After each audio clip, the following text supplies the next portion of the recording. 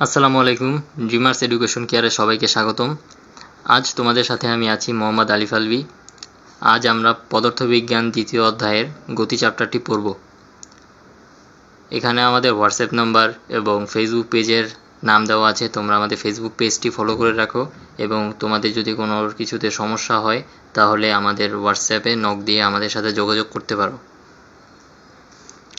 তো চলো আজকে আমরা গতি চ্যাপ্টারটি শুরু করি। তো গতি চ্যাপ্টারটি জানার আগে আমাদের দুটি বিষয় সম্বন্ধে ধারণা থাকতে হবে, যেমন একটি হচ্ছে স্থিতি ও অপরটি হচ্ছে গতি। তো স্থিতি ও গতি জিনিসটা কি? স্থিতি হচ্ছে সময়ের সাথে কোনো বস্তুর স্থান পরিবর্তন না হলে বস্তুটি স্থির এবং ওই অবস্থাকে স্থিতি বলে, এবং গতি হচ্ছে সময়ের সাথে যদি বস্তুর অবস্থানের পরিবর্তন হয় তখন বস্তুটি গতিশীল এবং ওই অবস্থাকে গতি বলে।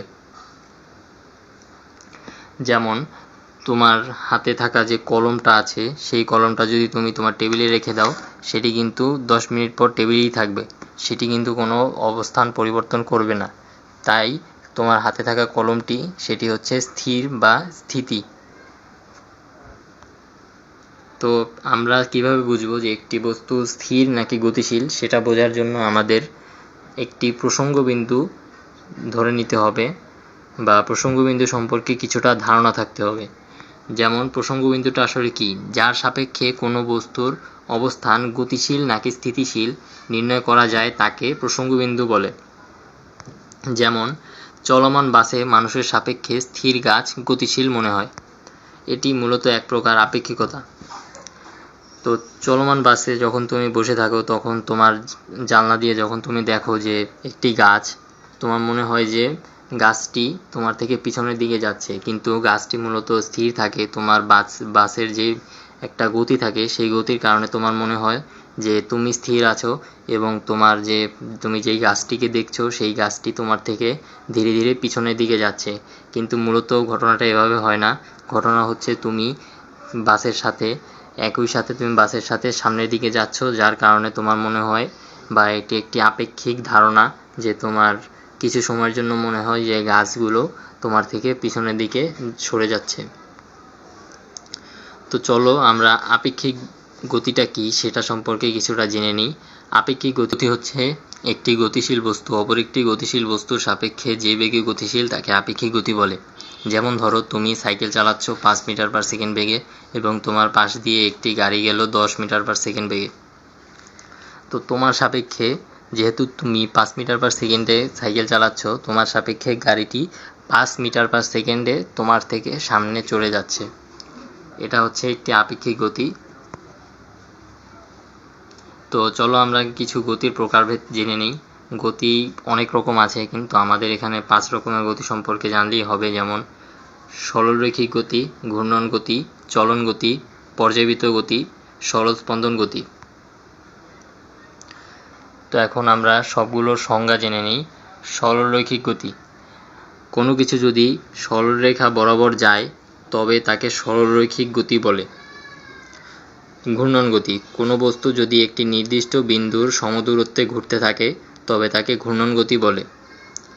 চলন গতি, কোনো বস্তু যদি এমনভাবে চলতে থাকে যেন বস্তুটির সকল কণা একই সময়ে একই দিকে চলছে তবে তাকে চলন গতি বলে। পর্যায়বৃত্ত গতি, কোনো নির্দিষ্ট বস্তু যদি নির্দিষ্ট সময় পর পর একটি নির্দিষ্ট বিন্দু দিয়ে একই দিকে একইভাবে অতিক্রম করে তবে তাকে পর্যায়বৃত্ত গতি বলে। এবং সর্বশেষ সরল স্পন্দন গতি, কোনো বস্তু যদি তার পর্যায়কালের অর্ধেক সময় এক দিকে এবং পরবর্তী অর্ধেক সময় অপর দিকে চলে তবে তাকে সরল স্পন্দন গতি বলে। তো রাশি কি? রাশি হচ্ছে যা কিছু পরিমাপ করা যায় তাই রাশি।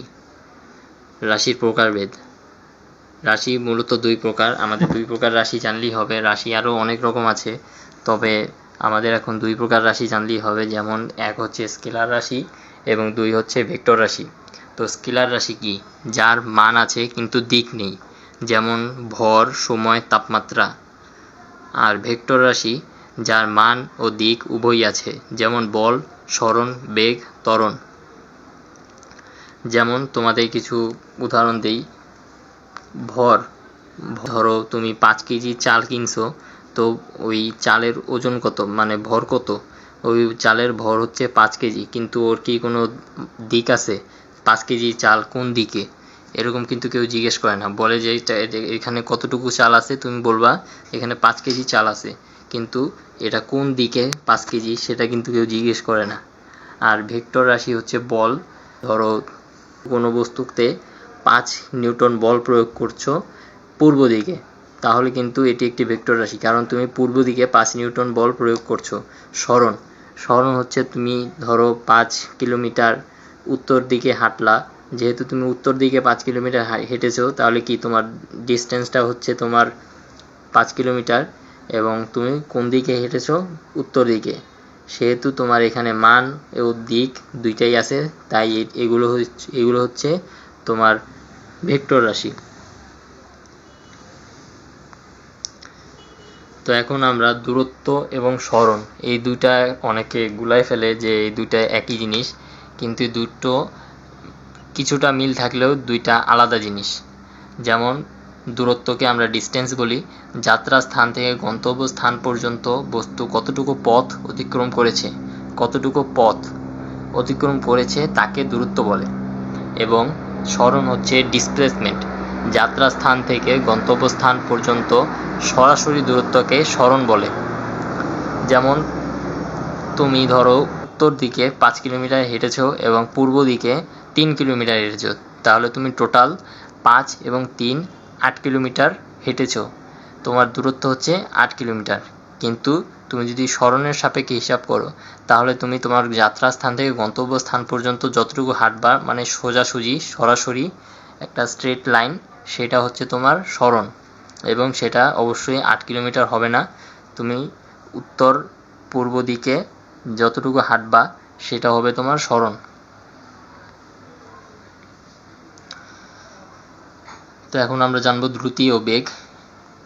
দ্রুতি ও বেগ দুটোকেই আমরা ভি দ্বারা প্রকাশ করি। তো সময়ের সাথে দূরত্বের পরিবর্তনের হারকে দ্রুতি বলে, এবং দ্রুতির সূত্র হচ্ছে দূরত্ব বাই সময়। দূরত্বকে আমরা ডি দ্বারা প্রকাশ করি, সময়কে আমরা টি দ্বারা প্রকাশ করি। এর একক হচ্ছে মিটার পার সেকেন্ড, মাত্রা হচ্ছে এল বাই টি। আর আমরা দূরত্বকে এল দ্বারা প্রকাশ করি কেন? কারণ আমরা কি জানি, দূরত্ব হচ্ছে লেন্থের ফার্স্ট লেটার যেহেতু এল দিয়ে শুরু হয়, তাই আমরা দূরত্বের মাত্রা হিসেবে এল ব্যবহার করি। এবং সময়কে আমরা বলি টাইম, তো টাইমের ফার্স্ট লেটার হচ্ছে টি, সেহেতু আমরা সময়ের মাত্রাকে টি দ্বারা প্রকাশ করি। তো আমরা দ্রুতির মাত্রা আমরা বলি এল টি ইনভার্স 1 অথবা এল বাই টি।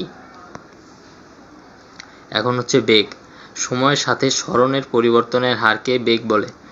বেগের সূত্র হচ্ছে সরণ ভাগ সময়। সরণকে আমরা এস দ্বারা প্রকাশ করি, সময়কে আমরা টি দ্বারা প্রকাশ করি। এর এককও দ্রুতির মতনই মিটার পার সেকেন্ড, এবং মাত্রাও সেম। তো ত্বরণ জিনিসটা কি? ত্বরণ হচ্ছে সময়ের সাথে বেগের পরিবর্তনের হারকে ত্বরণ বলে। তোমার সময়ের সাথে সাথে বেগের যেই পরিবর্তন হয় সেটাকে ত্বরণ বলে। ত্বরণকে আমরা এ দ্বারা প্রকাশ করি, ত্বরণ এ সমান সমান V minus you by T. তো এখানে ভি হচ্ছে তোমার শেষ বেগ, ইউ হচ্ছে তোমার আদি বেগ, এবং টি হচ্ছে তোমার সময়। এর একক হচ্ছে মিটার পার সেকেন্ড, কারণ তোমার উপরের যে বেগ দুইটা আছে, শেষ বেগ আর আদি বেগ, বিয়োগ করলে তোমার একটা বেগই পাবা। আর বেগের একক কি? বেগের একক হচ্ছে মিটার পার সেকেন্ড। তো তুমি মিটার পার সেকেন্ড থেকে আরেকটা সময়, মানে সময়ের একক হচ্ছে এস, তো তুমি মিটার পার সেকেন্ড থেকে আরেকটা সময় ভাগ দিলে তোমার মিটার পার সেকেন্ড স্কোয়ার হয়। এর মাত্রা হচ্ছে এল বাই টি স্কোয়ার। তো চলো এখন আমরা একটা প্রশ্ন দেখে নিই। প্রশ্নটা হচ্ছে, একটি গাড়ি 5 মিটার পার সেকেন্ড বেগে চলমান 10 সেকেন্ড পর গাড়িটি 25 মিটার পার সেকেন্ড বেগ প্রাপ্ত হলো। প্রশ্ন হচ্ছে গাড়িটির ত্বরণ কত? আমরা জানি ত্বরণের সূত্র হচ্ছে a = b - u / t, মানে শেষ বেগ বিয়োগ আদি বেগ ভাগ সময়। তো এখানে u = প্রারম্ভিক বেগ, v = চূড়ান্ত বেগ, টি সমান সমান সময়, তাহলে এ সমান সমান 25 বিয়োগ 5 ভাগ 10। তো এটাকে আমরা যদি ক্যালকুলেশন করি তাহলে 2 মিটার পার সেকেন্ড স্কোয়ার। অতএব উত্তর হচ্ছে গাড়ির ত্বরণ 2 মিটার পার সেকেন্ড স্কোয়ার। তো তোমাদের সবাইকে ধন্যবাদ। আজকে ক্লাসটি এতটুকুই। এর পরের পার্টটা আমরা সামনে কিছুদিনের মধ্যে প্রকাশ করব। তো তোমরা আমাদের পাশে থেকো এবং পেজটি ফলো করে রাখো।